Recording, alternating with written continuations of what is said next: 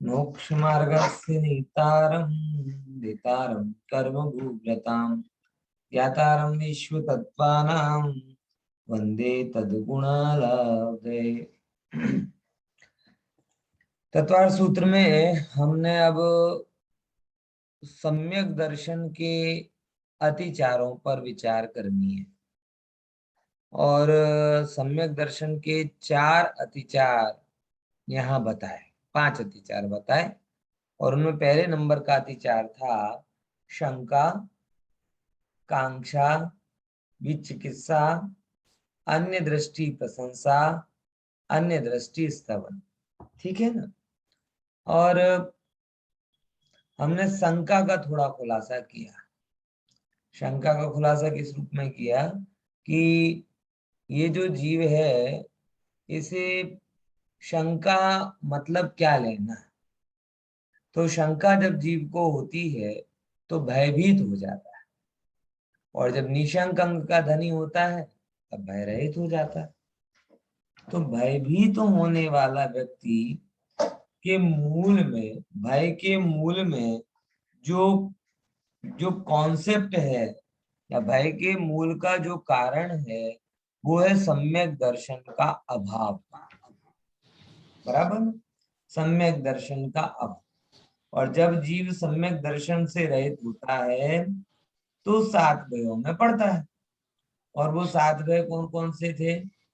ई भव भय, परभव भय, मरण भय, वेदना भय, अकस्मात भय, अगुप्ती भय और अनरक्षा भय। ठीक है। कौन कौन से 7 भय? सब लोग अकलंक है ना, एक बार में याद कर लेते हैं। एक बार में याद पक्का सबको। देखो कल कितने गिना दिए थे? ई भव भय, पर भव भय, मरण भय, वेदना भय, अकस्मात भय। अकस्मात का भी बहुत बड़ा भय होता है, कुछ हो ना जाए। और कुछ हो ना जाए ये कोई भय का कारण है क्या? होने योग्य होता है। अब उसमें क्या फर्क पड़ता है कि भाई हो जाए या नहीं हो जाए, या ये हो जाए या वो हो जाए, क्या फर्क पड़ता है इससे? तो अकस्मात भय। फिर उसके बाद में एक और कौन सी चीज आई थी? अगुप्ती भय, जिसको मैंने विशेष हाईलाइट किया था कि नेताओं में, अभिनेताओं में, जितने भी जगत के जीव हैं, अधिकतर लोगों में ये अगुप्ती भय बहुत ज्यादा होता है। क्योंकि सबने एक अपनी अपनी फॉल्स इमेज बना के रखी। फॉल्स इमेज मतलब जैसे आप हो नहीं हो और ऐसा आप अपने आप को प्रोजेक्ट करते हो। और जैसे आप हो नहीं वैसे आप अपने आप को प्रोजेक्ट करोगे तो हमेशा आप डर में रहोगे कि ऐसा मैंने बता तो दिया है, अब मैंने बोल तो दिया कि मैं 18-18 घंटे काम करता हूँ, लेकिन किसी ने मुझे दोपहर को सोते हुए देख लिया तो क्या करूँगा? है, समझे? किसी ने कोई, मैं बोल दिया ऐसा करता हूँ वैसा करता हूँ और किसी ने मुझे ऐसा देख लिया तो क्या होगा? तो जब ये जीव जैसा है नहीं और वैसा अपने आप को प्रोजेक्ट करता है तो वो निरंतर निरंतर डर में रहता है। आचार्य भगवान इसीलिए हमें एक बताते हैं कि तुम अपने आप को जो नहीं हो बताने की कभी कोशिश मत करो। क्योंकि जो नहीं हो वैसा बताओगे, जैसे कल मैंने कहा था, इमेज बनाओगे तो हमेशा उसके बिगड़ने का डर रहेगा। चरित्र बनाओ, चरित्र बनाओ, चरित्र बताओ और इमेज बनाओ। और इमेज बनाने में इमेज बताना छिपा होता है। पॉइंट समझ में आया कि नहीं है? चरित्रवान बनो, चित्रवान मत बनो। क्या बोला? बहुत अच्छी सूक्ति है। हमें क्या बनना है? चरित्रवान बनना है कि चित्रवान बनना है? इमेज मतलब होता है चित्र। तो इमेज बनाना मतलब चित्र बनाना, अपने आप को प्रोजेक्ट करना। आचार्य हमें कहते हैं चित्र वित्र बनाने में क्या रखा है भैया? हैं? ऐसी इमेजें तो तुम्हारी 50 बार बन चुकी। आसमान जाति पर्याय जिसकी तुम इमेज बनाने की कोशिश करते हो, अनेकों भाव में तुम उसे पा चुके हो। अनेकों बार, अनेकों बार ऐसी ऐसी दशा को पा चुके हो कि जहां पे तुम्हारे नाम के आगे लोग रीझ मंत्र मुग्ध हो जाते थे। लाखों लाखों लोगों के तुम श्रद्धा के केंद्र थे और आज एक इंद्री की पर्याय में रखड़ रहे। बोलो होता है कि नहीं होता? लाखों करोड़ों लोगों की श्रद्धा का केंद्र जो व्यक्ति हो, और वह व्यक्ति अगर चरित्रवान नहीं है, कपटी है, इमेज के चक्कर में रहा है, तो आज एक इंद्री की पर्याय में है। आपको पता है इस पंचम काल में लाखों लाखों द्रव्यलिंगी साधु मरकर एक इंद्री की पर्याय में जाने वाले। बोलो एकल। અગુપ્તીભાઈ એટલે ફોલ્સ ઇમેજ પ્રોજેક્શન કે પછી ખાલી સિક્રેટ ના નીકળી જાય એ? અગુપ્તી એટલે કઈ ગોપનીય તમે રાખો તો પછી એનો ભય કે એ કોઈ પ્રગટ ના કરી। કોઈ પણ વસ્તુ તમે તમારા ઘરમાં પૈસા છુપાઈને રાખો તો આમ કોઈને ખબર ના પડી જાય મારા ઘરે આટલું છે। સમજ્યા? તમે તમારા સિક્રેટ અમુક જીવનના એમ છે કહેવાય છે એ તમે રાખો તો તમને એમ લાગે કે ના કોઈ ખબર ના પડી જાય। ટૂંકમાં સરળ ભાષામાં કહીએ ના તો જ્યારે કોઈ વ્યક્તિ ડબલ સ્ટેન્ડર્ડ ફોલો કરે, બરાબર, કંઈક સરળ ના રહે, સરળ ભાષામાં કહીએ તો શું ના રહે? સરળ ના રહે, ત્યારે એને હંમેશા એ વાતનો ભય રહે છે કે કોઈ પકડી ના લે। અને આજના ટાઈમમાં તો શું કહેવાય, જ્યારે કેમેરા, મોબાઈલ, ઓડિયો બહુ સુલભ છે તો લોકોને બહુ જ ભય થઈ ગયું છે। કેમ કે તમે આમ નીકળતા હો ને કોઈ કંઈ પણ કરી લે, ફોટો પાડી લે તમારી, એટલે એ બહુ ભય હદ વગરનો વધી ગયો છે। પહેલા તો કોક એકાદ પેપરાજી રહેતો હતો, હવે તો જ્યાંથી તમે નીકળો ત્યાંથી કોક ના કોઈક તો તમારો પેપરાજી મળી જશે। સમજાય કે નહીં સમજાય? બધાની પાસે કેમેરા હોય, બધાની પાસે રેકોર્ડિંગ વાળો અને લાંબો ઝૂમ વાળો કેમેરો અને ઘરે છુપાઈને પણ તમે કઈ ખોટું કરતા હોય તો લોકોને ખબર પડી, બરાબર? એટલા માટે આજના સમયમાં તમે ઇમેજના થ્રુ નથી જઈ શકતા આજ અને હંમેશા। એટલા માટે તમે હંમેશા ચરિત્રવાજુ જાઓ। તમને ખોટું અને સાચું કાર્યનો વિવેક હોવો જોઈએ। હું ખોટું સિદ્ધ થઈ જાઉં એનો બીક નહીં, ખોટું કાર્યનો બીક રાખો। કોઈ પણ ખોટું કાર્ય મનમાં થતો હોય, કઈ પણ રીતે થતો હોય એનો ભય હોવો જોઈએ। ટોડરમલ સાહેબ કહે છે પંચમ કાળમાં લોકોને શેની બીક હોવી? જીન આજ્ઞાના ઉલ્લંઘનનો ભય હોવો જોઈએ। શેનો ભય હોવો જોઈએ? આમ સંગીતી સાત ભયથી રહિત, પણ આમ એને એક ભય બહુ હોય, કયો? કે મારા થકી જિનેન્દ્ર ભગવાનની આજ્ઞાનો વાયોલેશન ના થઈ। સમજ્યા કે નહીં સમજ્યા? હા, તો એનો ભય એમને હોય છે। ઠીક છે, તો અગુપ્તી ભય એટલે ગોપનીય નહીં રાખવાનું। ગુરુદેવનું જીવન જ્યારે કહું, સેંકડો સેંકડો લોકો ગુરુદેવને જોવા આવતા અમારા એમપી ના, અને કેવી રીતે આવે? આઈને લિટરલી તપાસ કરતા, લિટરલી શું કરતા હતા? ચેક કરતા હતા। ગુરુદેવનું એકાદ માઇનસ પોઈન્ટ તમને દેખાય? કોક તો એવો પોઈન્ટ દેખાય જેના થકી હું અમને નેગેટિવ પબ્લિસિટી કરી શકું? એકાદ પોઈન્ટ તો મળે, ખબર છે? 10-10, 15-15 દિવસ રહેતા હતા, ચૂપચૂપીને આમ ચૂપચાપ આમ જોવે કે આમ તો બહાર બધાને આહા આહા કરે છે, પણ અંદર જ્યારે જાય છે ત્યારે શું કરે છે? આવી રીતે સેંકડો લોકો શું કરતા હતા? એમની આમ એક જાતિની શું કહેવાય તપાસ કરતા હતા। પણ ગુરુદેવનો જીવન તો કેવો હતો? એકદમ શું ખુલ્લી કિતાબ જેમ, જેવા બહારમાં એવા ભીતરમાં। તમે આવી નિર્મલતા વગર આવો સરસ તત્વ પ્રભાવનાનો કાર્ય કરી શકતા જ નથી। અસ્પષ્ટ અનુભવ છે, ખ્યાલમાં આવે છે કે નહીં? એટલા માટે જ્ઞાનીને ક્યારે જો પાપમય જીવન ના હોય એવી ગણતરી કરો। હું પાપ કરું અને કોઈને ખબર ના પડે, આ આમ વાત જ ખોટી છે। જ્ઞાનીની તો કેવી વસ્તુ હોય, જેમ કે હોશિયાર વિદ્યાર્થી હોય ને, હોશિયાર અને નૈષ્ઠિક લોયલ વિદ્યાર્થી હોય તો શું કહે? જેમ કે હું પોતે જ મારી વાત કરું કે કોઈ ભૂલ થાય वो जाते टीचर ने जઈને કીધું સાહેબ મારાથી આ ભૂલ થઈ ગઈ છે, હવે તમને યોગ્ય લાગે એ કરો. આમ સ્કૂલમાં ભણ્યો નહોતો ત્યારે પણ આવું મારા મનમાં હતું કે ભાઈ જો ખોટું કર્યું છે તો હું પનિશમેન્ટ લેવા માટે તૈયાર છું.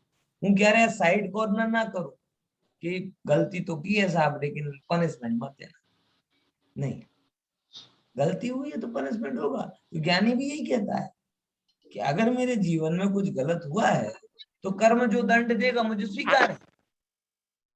मैं उसके लिए भगवान के पास सांठ-गांठ करने के लिए नहीं जाऊंगा कि ये भगवान देखो इतना बड़ा भक्त हूं तुम्हारा, इतना सा काम नहीं करवा सकते मेरा, है इतनी बड़ी भक्ति की, इतना बड़ा विधान, इतना बड़ा पांडित्य पूरे जीवन में किया, अभी इतना सा मेरा पाप माफ नहीं कर सकते, है?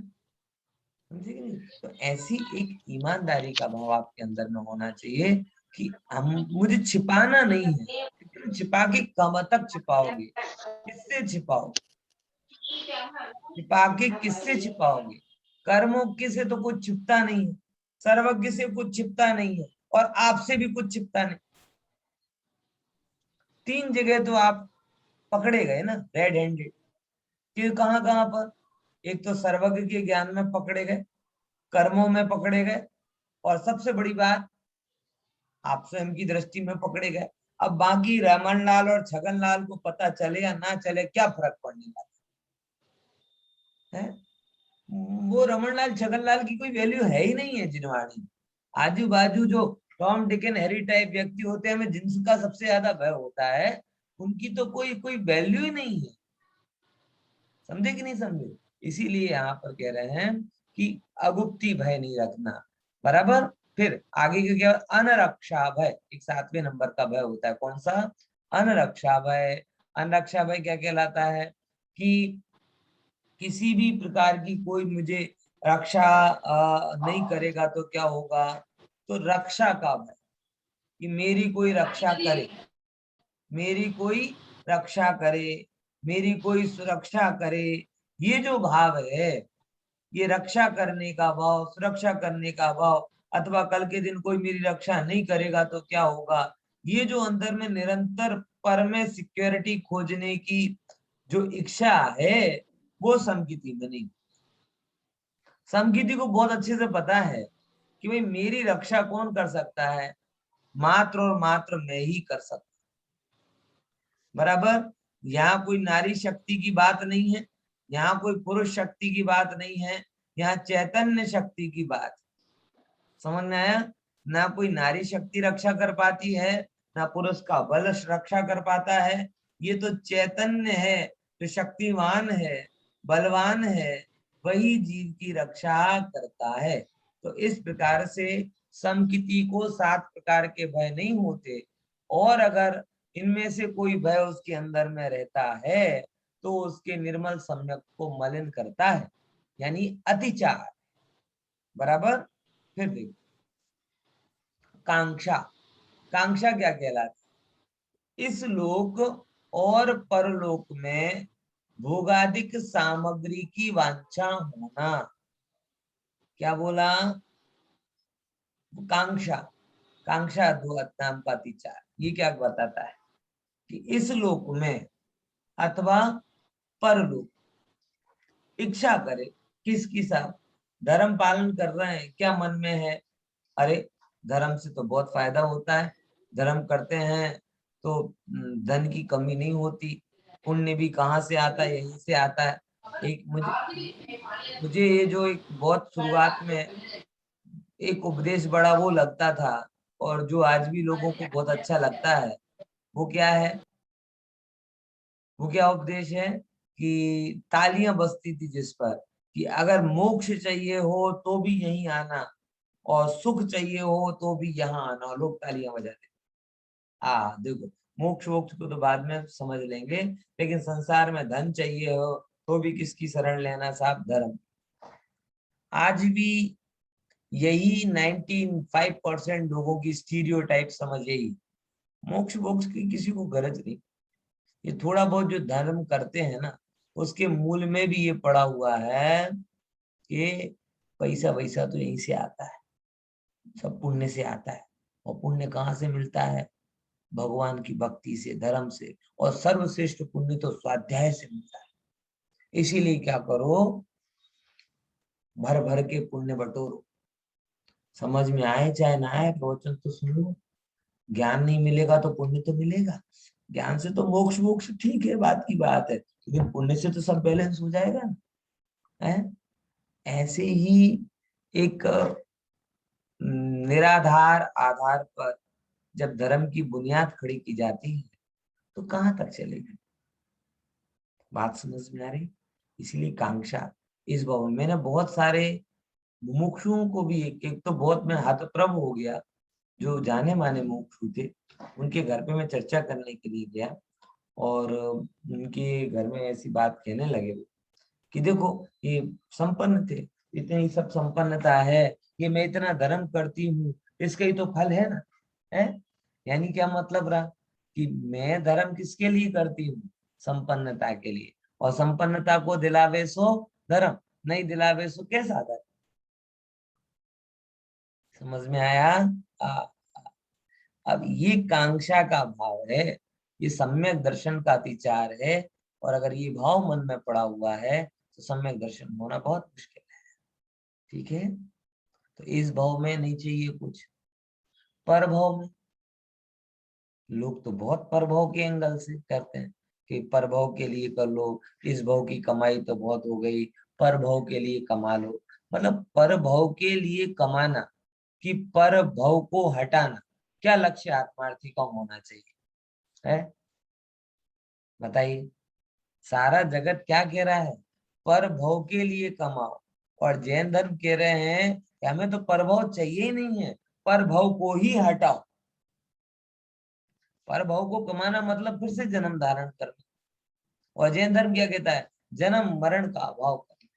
तो हमारा टारगेट क्या होना चाहिए, परभव के लिए कमाना कि परभव को हटाना, बताओ।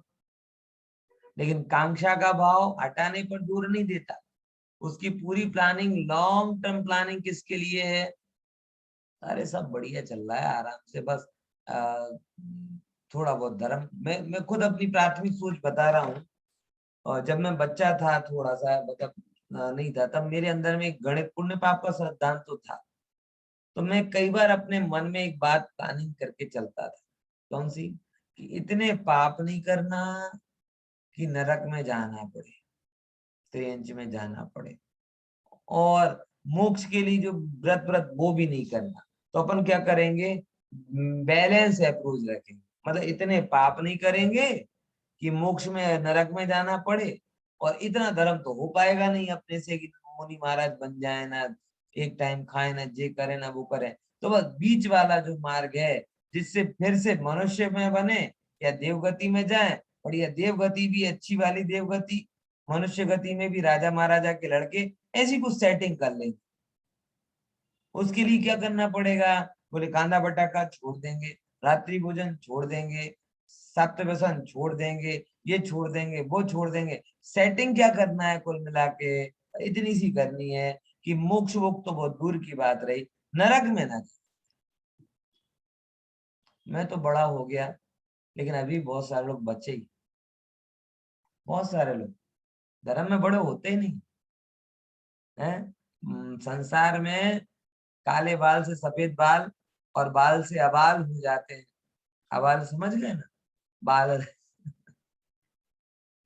है, समझ में आया। लेकिन लेकिन ये वृद्ध नहीं होते, परिपक्व नहीं होते धर्म। अभी भी वो स्वर्ग की लॉलीपॉप, पुण्य की लॉलीपॉप, वो उसे चाहिए, ग्रो अप।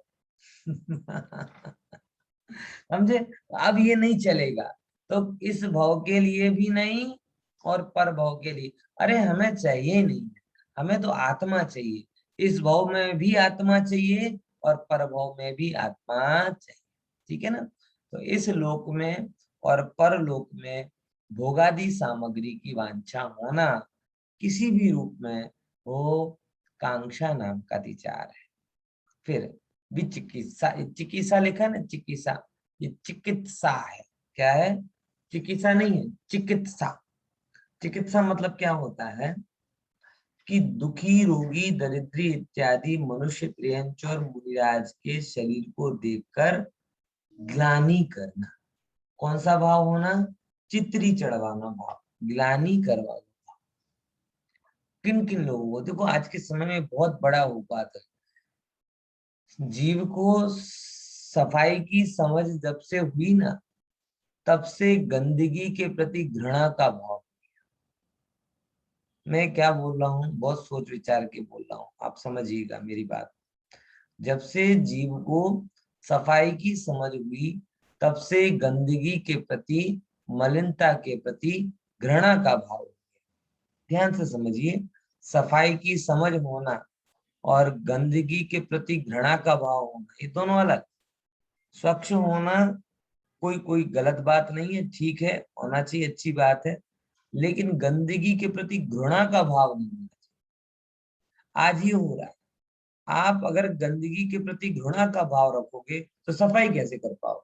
मुझे इतना सा बताओ। अगर आपको क्लीन और नीट और क्लीन अच्छा लगता है तो गंदगी साफ करनी पड़ेगी, घृणा करके वो साफ नहीं होगी। और लोगों के अब क्या है, भारत में अनेकों अनेकों जगह पर ऐसे लोग, गरीबी जहां पर है और आपके पास थोड़े पुण्य की वजह से संपत्ति वगैरह हो जाती है, तो ये सारे काम आप करने के लिए किसी को हायर कर लेते, और आपको लगता है कि हमने स्वच्छता पाने के लिए गंदगी के प्रति घृणा का भाव नहीं, गंदगी क्या कहते हैं, उसके प्रति सहज भाव होना चाहिए कि भाई हमें अच्छी नहीं लगती इसलिए हटा दे रहे हैं, घृणा नहीं कर रहे, स्वास्थ्य के लिए अच्छी नहीं है, एक एक एक आजू बाजू के वातावरण के लिए अच्छी नहीं है, तो गंदगी हटाना। लेकिन वो घृणा इतनी चढ़ जाती है लोगों के अंदर में कि लोग तो अपने माँ बाप की भी सेवा नहीं करते। कह देते हैं बड़े गौर से, हमने जो भाई 24 कलाक काम वाली मुखी दे दी थी। अरे भाई, वो 24 कलाक काम वाली उनकी गंदगी साफ करेगी, लेकिन क्या उनको वात्सल्य भी देगी?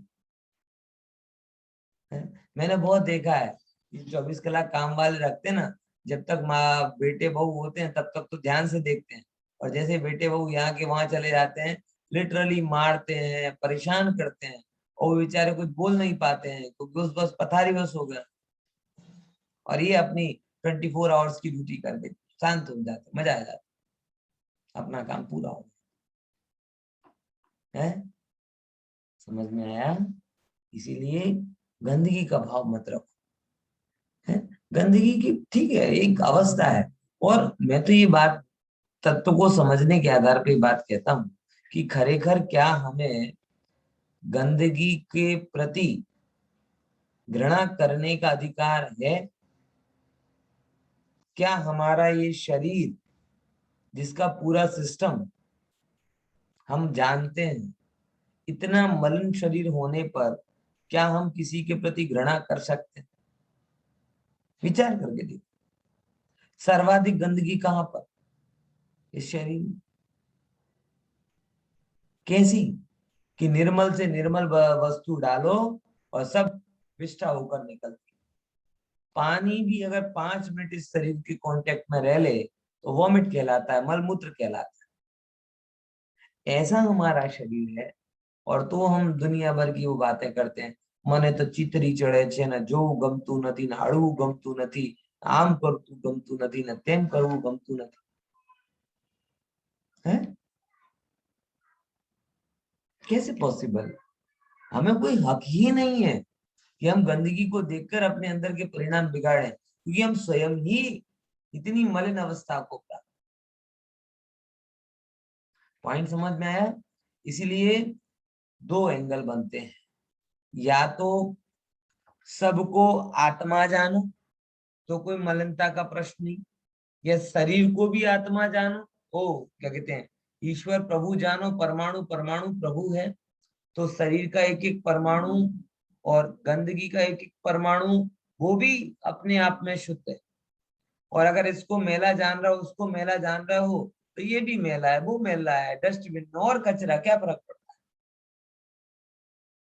है?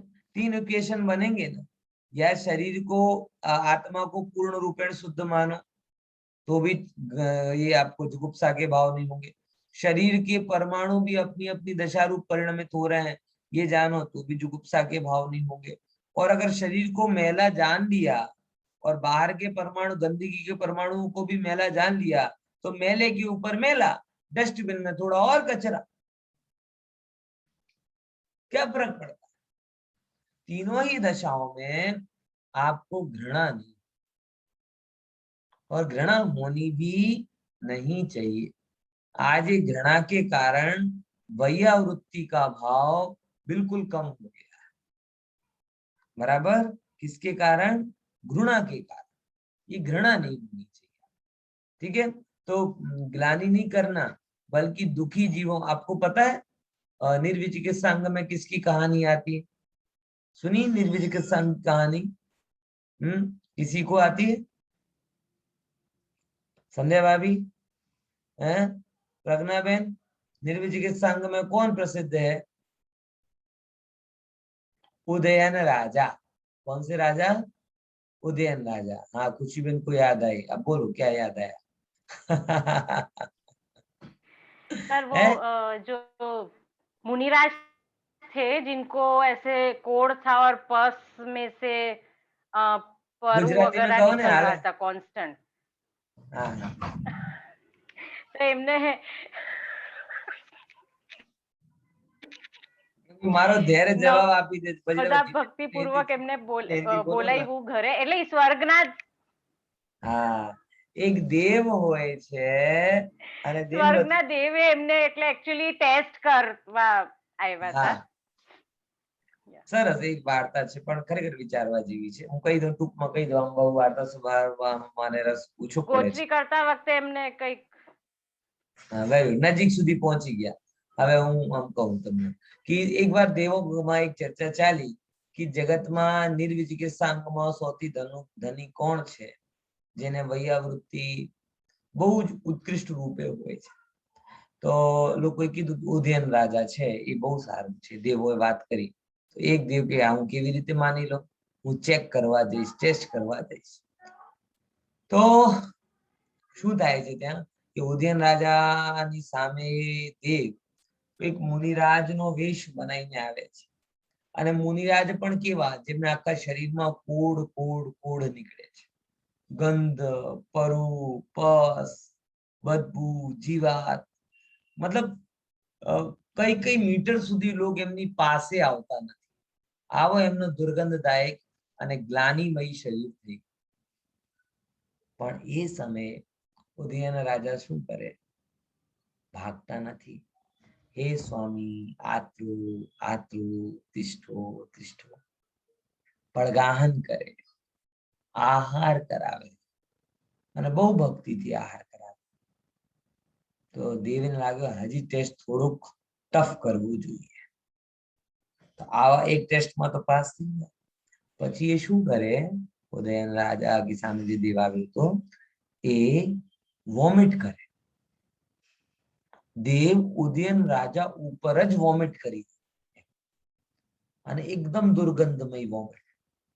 પણ એ જોઈને પણ આમ ઉદયન રાજા નાક અને મોઢો બગાડતા નથી.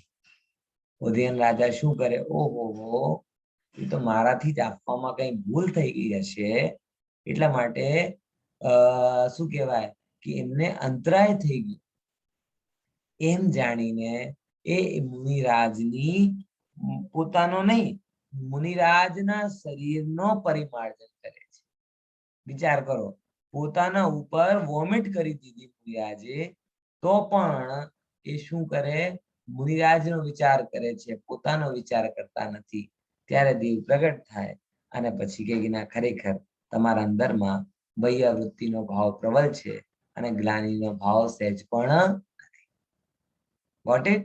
એટલે આવું પણ હોય છે. આપણે આવી તૈયારી રાખવી જોઈએ. હું ફરી કહું છું, સ્વચ્છતાનો આગ્રહ રાખો, પણ ગંદગીથી ઘૃણા ના. કેમ કે જો તમે ગંદગીથી ઘૃણા કરશો તો તમે સ્વચ્છતા ક્યારે કરી શકશો નહીં. બરાબર? આવી ઠીક છે. હવે આગળ આપણે ચર્ચા કરીશું. હા હા, હવે નિર્વિચિકિત્સાંગની વાત પૂરી થઈ. હવે અન્ય દ્રષ્ટિ પ્રશંસા. चुप रहे भाई. मिथ्या दृष्टि के ज्ञान चारित्र नहीं आवे छे. मिथ्या दृष्टि के ज्ञान चारित्र आदि को देख मन में भला जानना कि कोई मिथ्या दृष्टि जीव છે, બરાબર? અને મિથ્યા દૃષ્ટિ જીવ છે અને મિથ્યા દૃષ્ટિનો જીવને જોઈને આજુ કેવો જ્ઞાન છે એનો, કેવો શ્રદ્ધાન છે, આ બધું જોઈને એના અંદરમાં ભલું જાણો. બરાબર? તો એ ભલું જાણવું શું કહેવાય?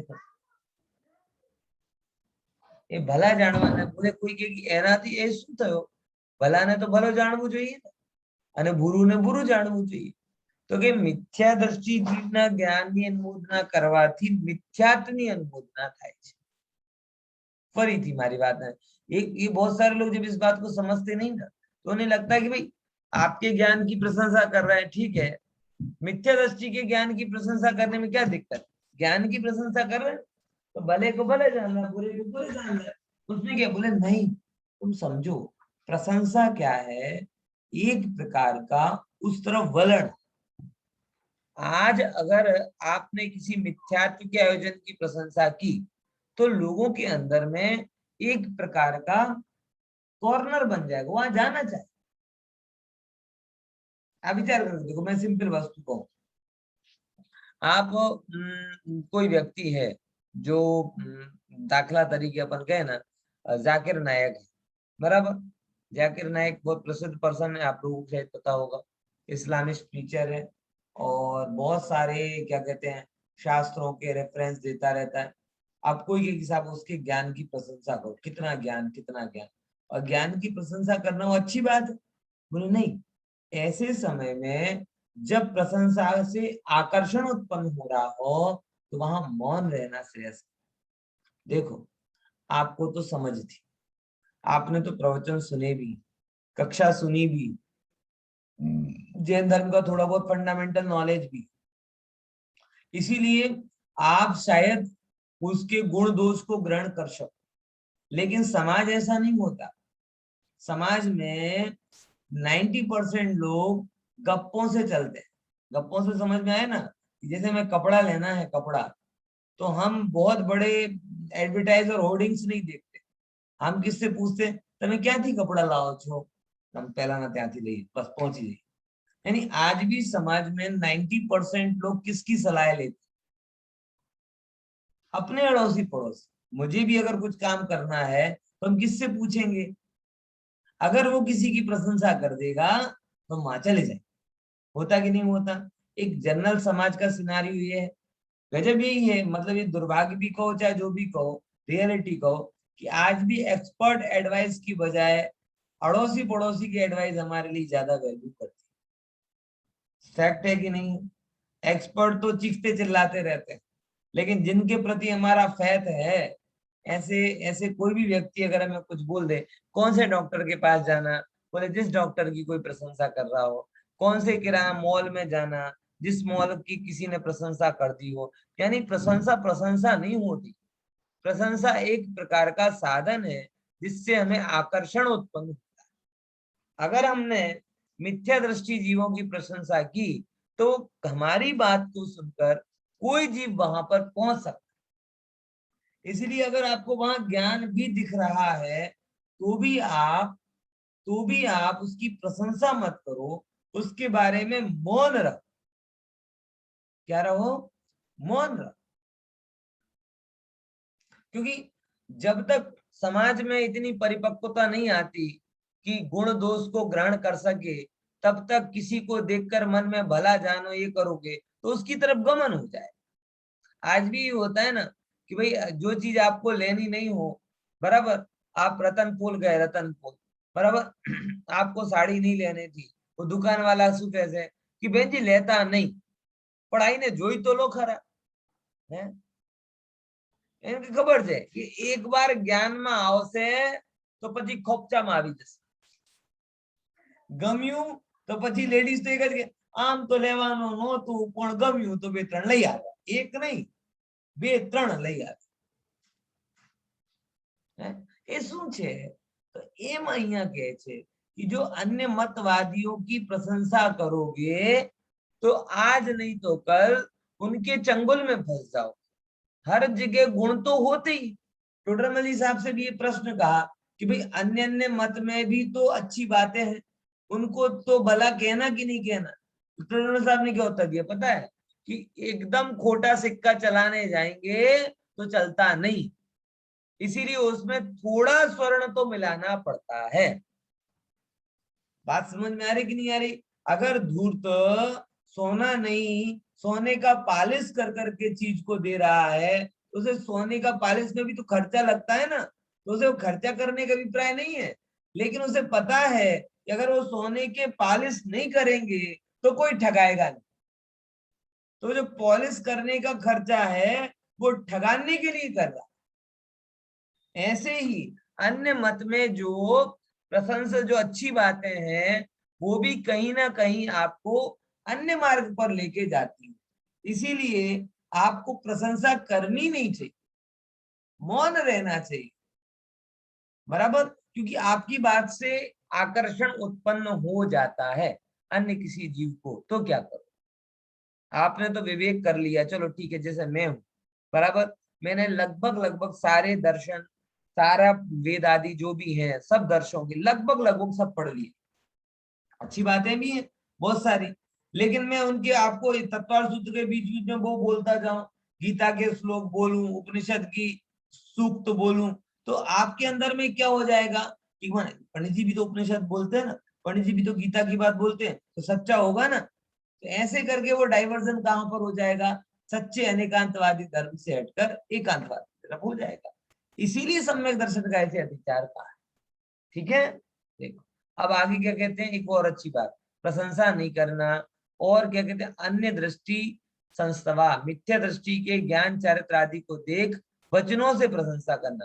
प्रशंसा और संस्तव दो में अंतर किया, एक में मन में भला जानना और दूसरे वचनों से प्रशंसा करना। वचनों से डायरेक्ट तो नहीं कर, वचनों सुनकर वो बहुत बढ़िया बहुत बढ़िया, और एक और हर प्रकार की चीज, पहले में खाना बहुत अच्छा होता है, पहले में व्यवस्था बहुत अच्छी होती है, शिष्ट होते हैं, ऐसा होता है वैसा होता है, वेलकम, मतलब जो चीजें गैर जरूरी हैं उन चीजों को आप प्रशंसित कर रहे हो। किसी के व्याख्यान में 1000-2000 लोग आ जाते हैं और देखो इतने सारे लोग आ रहे, अच्छे ही होगा ना। मैं तो हमेशा कहता हूँ कि आसाराम भी जब बोलता था ना तो 5000 लोग तो आ ही जाते, राम रहीम के सामने भी हजारों लोग आ जाते। आज भी ना जाने कितने ऐसे लोग हैं, निर्मल बाबा जैसे, भारत में तो गांव गांव में बापा और माताएं होती हैं, अब क्या बोलूं, बहुत उत्पादक भूमि, उर्वर भूमि, गली गली गांव गांव में उपदेशक मिलते हैं। तो भीड़ जुटाना कोई बड़ी बात नहीं, मुद्दा ये है कि आप सत्य के साथ में रहकर भीड़ जुटा रहे हो कि सत्य को छोड़कर भीड़ जुटा रहे हो। सत्य मार्ग में भीड़ लगे ऐसा तो सबको आग्रह होता है, लेकिन वो मार्ग ही खत्म कर दो और मात्र भीड़ भीड़ रखो तो वो चीज नहीं स्वीकार। इसीलिए अन्य दृष्टि की प्रशंसा और संस्तुवा करके ये बहुत देखा जाता है, गैर जरूरी चीजें, मतलब इतनी भीड़ होती है, फिर खाना इतना अच्छा होता है। जैसे मैं कमेंट्स नहीं कर रहा, आर्ट ऑफ लिविंग में जाते हैं तो लोग कैसे, अरे उनके यहाँ पे जाओ तो जाते ही आपको गुलाब का फूल देते हैं, फिर वेलकम करते हैं, फिर अच्छी चीज बैठाते हैं, फिर जूस लाते हैं। अरे भैया तुम्हें गुलाब का फूल लेने के लिए धर्म करना है कि कुर्सी पर बैठने के लिए धर्म करना है कि एसी में बैठने के लिए धर्म कर, किसके लिए तुम्हें धर्म करना, इतना तो बताओ। क्या ये चीजें वाकई में जरूरी है?